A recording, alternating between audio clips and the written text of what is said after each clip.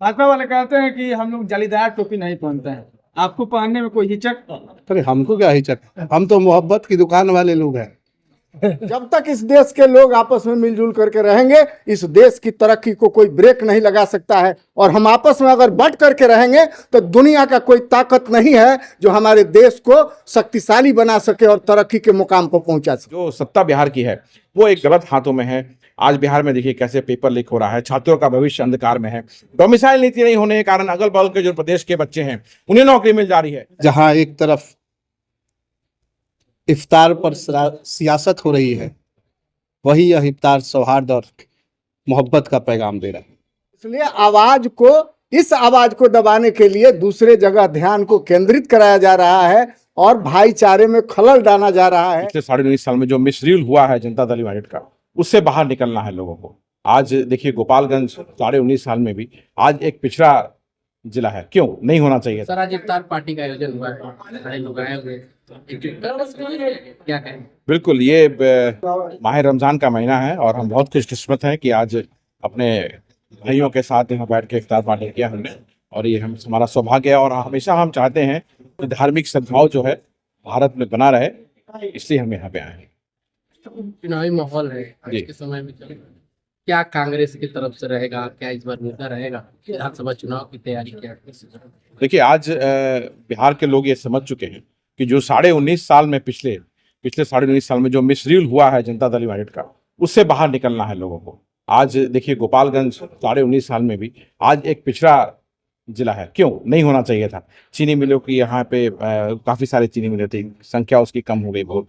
पलायन बहुत बड़ा एक मुद्दा है जिसपे हम पूरे प्रदेश में हम यात्रा भी कर रहे हैं, और खासकर ये जो हमारा गोपालगंज, सिवान, सारण जो है, यहाँ से पलायन बड़ी संख्या में होती है, और पूरे सिर्फ देश में नहीं विदेशों में भी यहाँ से लोग जाके बैठे हुए हैं। तो ये एक बिहार के लिए बड़े एक अफसोस की बात है, शर्म की बात है कि यहाँ से लोग पलायन करके विदेश में लेबर के तौर पर जा रहे हैं। अगर कोई बड़े पद पे जाता तो बड़ी गर्व की बात है। एक समय था कि जब बिहार ज्ञान की धरती के रूप में जाना जाता था, लेकिन आज वही बिहार को लेबर की धरती के रूप में जाना आ रहा है। क्यों? क्योंकि यहाँ पे औद्योगिकरण नहीं है, और यहाँ रोजगार की तलाश में बिहार से लोग बाहर निकलते हैं और अलग अलग प्रांतों में जाकर के काम कर रहे हैं। और आप जाइए, आप चाहे दिल्ली चले जाइए, गुजरात चले जाइए, महाराष्ट्र चले जाइए, हर जगह आपको संज्ञा जो दी गई है वो लेबर की संज्ञा दी गई है।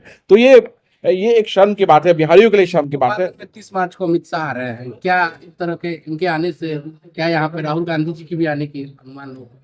नहीं, अब भाई अमित शाह जी गृह मंत्री हैं देश के, बिल्कुल आएंगे और आना भी चाहिए। पूरे देश में जाके जायजा लेना चाहिए। लेकिन जो पिछड़ापन है, प्रदेश का जो पिछड़ापन है, यहाँ गोपालगंज जिले का जो पिछड़ापन है, मैं उम्मीद करता हूं कि वो देखेंगे और यहाँ पे कुछ विशेष जो पैकेज होना चाहिए वो इस जिले को दें, बिहार को दें, ताकि बिहार प्रगति पथ पे चल सके। आज बिहार को विशेष पैकेज या विशेष राज्य के दर्जे की जरूरत थी, जो कि नहीं मिला। बिहार के बाइफरकेशन के बाद, विभाजन के बाद, जो खनिज संपदा थी वो झारखंड में चली गई, तो बिहार एक लैंड लॉक स्टेट हो गया, चारों तरफ से नदियों से घिर गए।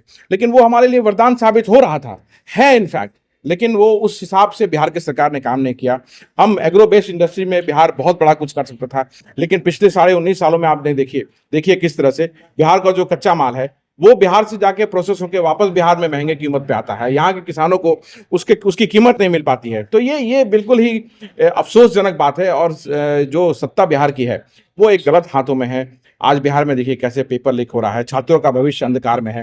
डोमिसाइल नीति नहीं होने के कारण अगल बगल के जो प्रदेश के बच्चे हैं उन्हें नौकरी मिल जा रही है, लेकिन अपने जो प्रदेश के बच्चे हैं, जो बिहार के बच्चे हैं, उन्हें नौकरी नहीं मिल रही है, और उन्हें बाहर जाना पड़ता है, सरकारी नौकरी नहीं मिलती है, तो वही जाके बाहर छोटी मोटी नौकरियां करते हैं, और बिहार के लोग को लेबर कहा जा रहा है। तो ये सब मुद्दा है। और आज देखिए बिहार में पूर्व हो, पश्चिम हो, उत्तर हो, दक्षिण हो, बिहार में बड़ी संख्या में दलितों के साथ एट्रोसिटीज हो रहा है, उत्पीड़न, शोषण लगातार हो रहा है। अभी पीछे यहीं पे डाइट सेंटर में, थावे में, कैसे एक रविदास समाज की बच्ची का यौन शोषण करके हत्या कर दी गई, और पुलिस जो है वो अपराधियों के साथ रहती है, बचाने के रहती है। पूरे बिहार में इस तरह की घटना हो रही है कि दलित बच्चियों के साथ बलात्कार हो रहा है, उनकी हत्या हो रही है, और हमारे नौजवान भाइयों के खून से धरती को लाल कर दिया रहा है, और सरकार इसे रोकने में सक्षम नहीं है, रोक नहीं पा रही है। तो जब तक ये सरकार हटेगी नहीं, बिहार में वो शांति बहाल नहीं होगी। याद कीजिए वो दिन जब 1990 के पहले का दौर था, जो कांग्रेस सत्ता में होती थी, विपरीत परिस्थितियों में हमने बिहार को प्रगति पथ पे लाया। आज 19 साल 20 साल में क्या हो गया ऐसा? अब तो टेक्नोलॉजी का जमाना है, बहुत सारी चीजें हो सकती थी, लेकिन वो भ्रष्टाचार इतना व्याप्त है कि सब यहाँ पे ऐसा डेवलपमेंट का काम, विकास का काम नहीं हो पा रहा है। पुल पुलिया बनाना और रोड बनाना वो पैमाना नहीं है कि आप विकास को उसको बोल सकें। अपार्टमेंट बनाना वो पैमाना नहीं है कि आप उसको विकास बोल सकें। विकास तभी होगा जब आपका औद्योगिकरण होगा, और औद्योगिकरण वो भी छोटे छोटे उद्योग लगेंगे, गांव देहात में लगेंगे, जब पूरे प्रदेश में लगेंगे तभी जाके प्रदेश का विकास संभव है, छोटे उद्योगों से। सर क्या कहेंगे, ईद की क्या शुभकामनाएं देंगे? ये तो माह रमजान का महीना है और यह जो पर्व है, जैसे होली है और ये रमजान का महीना है, ये दोनों पर्व जो है आपसी भाईचारे और सौहार्द का प्रतीक है और माना भी जाता है और है भी। इसलिए हम लोग आज दावते इफ्तार में यहाँ पहुँचे हुए हैं। हमारे छोटे भाई जो कांग्रेस के जिला अध्यक्ष हैं ओम प्रकाश गर्ग जी, उन्होंने आमंत्रित किया था, हम लोग यहाँ पहुँचे हैं। ये कहना चाहते हैं कि जब यहाँ दल के नेताओं और प्रतिनिधियों में जब आपसी सौहार्द नहीं रहेगा, नहीं बनेगा, तो निचले स्तर पर देख करके लोग क्या करेंगे।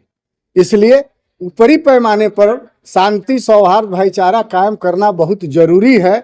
और जहाँ तक सवाल है, धरातल पर सभी लोग एक दूसरे से मिल करके रहना चाहते हैं, लेकिन कुछ लोग हैं जो इसको बाइफरकेट करके अलग अलग करके अपनी रोटी सेकना चाहते हैं। तो इससे नुकसान किसका होगा? इससे नुकसान समाज का होगा। समाज में जितने मध्यम वर्ग से नीचे के लोग हैं उनका नुकसान होगा, उनको रोजी रोटी नहीं मिलेगा, वो दूसरे मन और मिजाज में हमेशा रह करके पागल बने रहेंगे।